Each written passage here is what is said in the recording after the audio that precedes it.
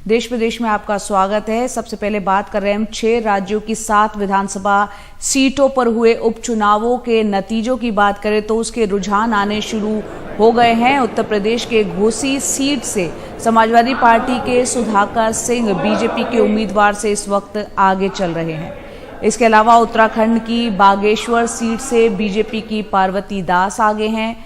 झारखंड की डुमरी सीट से झारखंड मुक्ति मोर्चा की बेबी देवी आगे हैं। पश्चिम बंगाल की धूपगुड़ी से टीएमसी से निर्मल चंद्र आगे बताए जा रहे हैं। इसके अलावा त्रिपुरा की 2 सीटों के लिए उपचुनाव हुआ था। दोनों सीट बोक्सानगर और धनपुर से बीजेपी इस वक्त आगे है।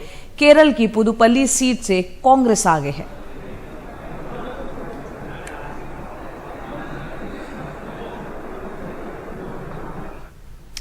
सनातन धर्म पर विवादित बयानों का सिलसिला थमता हुआ नजर नहीं आ रहा। उदयनिधि स्टालिन के बाद अब डीएमके के नेता ए राजा ने सनातन धर्म की तुलना घातक बीमारी से की है। इससे पहले तमिलनाडु के सीएम एमके स्टालिन के बेटे उदयनिधि स्टालिन ने सनातन की तुलना जो है बीमारी से की थी। हालांकि बाद में उनकी तरफ से सफाई में कहा गया कि उनकी बातों को गलत ढंग से लिया गया।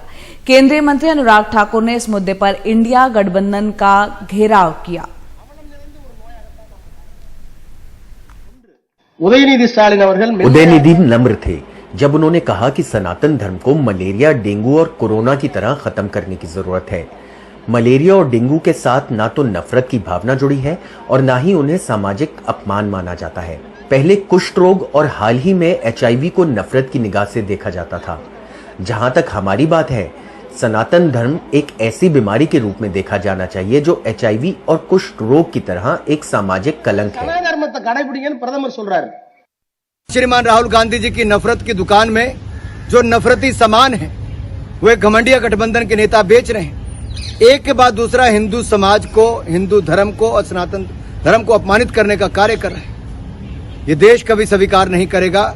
लेकिन सवाल ये खड़ा होता है कि श्रीमान राहुल गांधी कहां सो रहे हैं। जागिए राहुल जी, ये नफरत का बाजार जो आप फैला रहे हैं, देश से माफी मांगने का समय आया है। आप देश को बताइए, क्या इनके बयानों से आप सहमत हैं? क्या घमंडिया गठबंधन के नेताओं को देश से माफी नहीं मांगनी चाहिए? और कांग्रेस का हाथ इस नफरती नेताओं के साथ क्यों है? तो सनातन धर्म से जुड़ी टिप्पणी का पूरा मामला सुप्रीम कोर्ट भी पहुंच गया है। सुप्रीम कोर्ट में एक याचिका दाखिल की गई है जिसमें उदयनिधि स्टालिन और एम राजा के खिलाफ जो है एफआईआर दर्ज करने की मांग यहां पर की गई है। साथ ही दिल्ली और चेन्नई पुलिस के आयुक्त के खिलाफ अवमानना की कार्यवाही की भी मांग की गई है।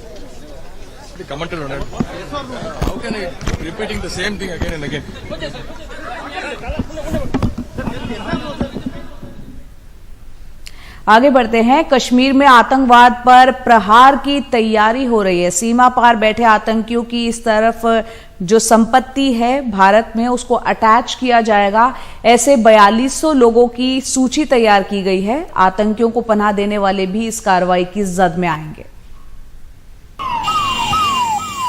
जम्मू कश्मीर में आतंकवाद पर यह सबसे बड़ी चोट हो सकती है। पुलिस का कहना है कि उन सैकड़ों आतंकियों की संपत्ति अटैच की जाएगी जो बीते 30 साल से पाक अधिकृत कश्मीर से काम कर रहे हैं। इस प्रक्रिया की शुरुआत पाकिस्तान के स्थानीय आतंकियों को भगोड़ा करार देने के साथ हुई है। जो मुल्क के, वतन के, कौम के लोगों के गद्दार हैं वो पाकिस्तान में जाकर के पनाह लेके बैठ गए, जहां पर दहशतगर्दी की कार्रवाइयों में पहले शामिल थे। अभी उस पार से बैठ के दहशतगर्दी को फरोग देने की कोशिशें करते हैं। उनका डाटा भी तैयार कर लिया गया है। चंद रोज पहले डोडा रेंज के अंदर ऐसे जो गद्दार लोग हैं उनके खिलाफ बड़ी सख्त कार्रवाई करी गई है। उनकी प्रॉपर्टीज की जब्ती, उनको भगौड़े करार देना। जम्मू कश्मीर पुलिस के खुफिया विंग ने 4200 स्थानीय आतंकियों की सूची तैयार की है जो 1990 से पाक अधिकृत कश्मीर में है। सूत्रों के मुताबिक इनकी संपत्ति का ब्यूरो रेवेन्यू विभाग और रजिस्ट्रेशंस के आईजी के साथ साझा किया गया है ताकि कोई भी संपत्ति बेची या किसी और के नाम ना की जा सके। पुलिस उन लोगों की संपत्ति भी अटैच कर रही है जो इन्हें पनाह देते हैं। कभी आतंकवाद का गढ़ माने जाने वाले सोपोर में उपराज्यपाल मनोज सिन्हा ने कहा कि वो आतंकियों को पनाह ना दे। हमारे प्रशासन की सर्वोच्च प्राथमिकता है और आवाम से केवल एक अपेक्षा है कि ऐसे तत्वों को संरक्षण आप मत दीजिए, ऐसे तत्वों को प्रश्रय मत दीजिए, बाकी काम पुलिस और फोर्स के लोग कर लेंगे। 2010 में 300 से ज्यादा आतंकी सरकार की आत्मसमर्पण और पुनर्वास नीति के तहत पीओके से भारत लौटे थे, लेकिन माना जाता है कि अब भी करीब 4000 पाक अधिकृत कश्मीर में ही है। पुलिस का यह फैसला कि जो यहाँ के स्थानीय मिलिटेंट पीओके में हैं, उनकी संपत्ति को भी अब जब्त किया जाएगा। श्रीनगर से नजीर मसूदी, एनडीटीवी इंडिया।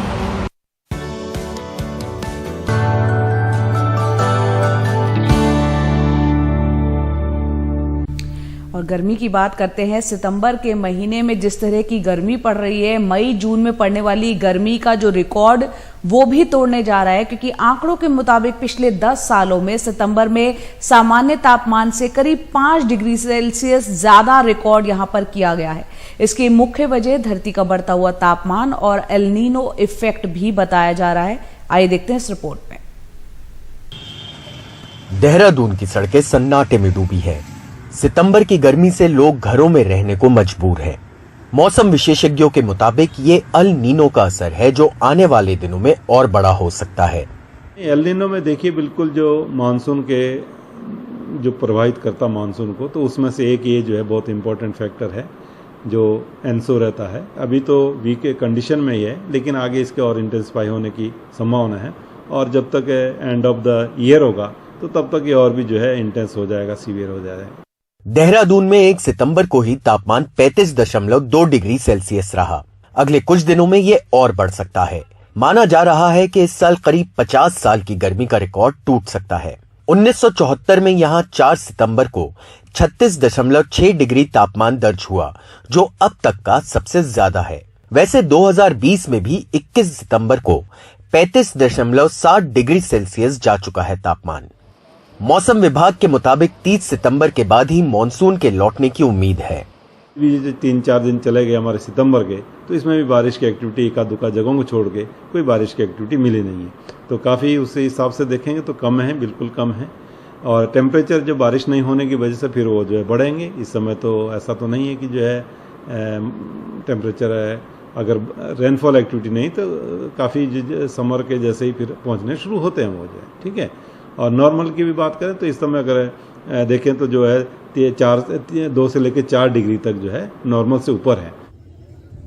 लेकिन मामला अभी की गर्मी का नहीं है। ये बदला हुआ मौसम हिमालय पर भी असर डालेगा। कि जो हमारा हिमालय है ना, ये अपने आप में एक बहुत बड़ा बैरियर हुआ करता है। तो ये जो क्लाइमेटिक फिनोमेना एल नीनो हो गया, ये हो गया, इसका इम्पैक्ट डेफिनेटली हमारे इन चीजों पे पड़ता है और ये आपको नजर आएगा। धरती का तापमान बढ़ रहा है, जिसकी वजह से मौसम में बदलाव हो रहे हैं। यही वजह है कि सितंबर के महीने में रिकॉर्ड तोड़ गर्मी पड़ रही है। एक तरफ ग्लोबल वार्मिंग इसकी वजह माना जा रहा है, तो दूसरी तरफ वैज्ञानिक एल नीनो का भी प्रभाव मान रहे हैं, जो कि हिमालय क्षेत्र के लिए खतरा बन रहा है। अगर इसी तरीके से तापमान बढ़ता रहा तो हिमालय क्षेत्र में मौजूद ग्लेशियर तेजी से पिघलेंगे और आने वाले समय में पीने के पानी की समस्या हो सकती है। देहरादून से एनडीटीवी इंडिया के लिए किशोर रावत।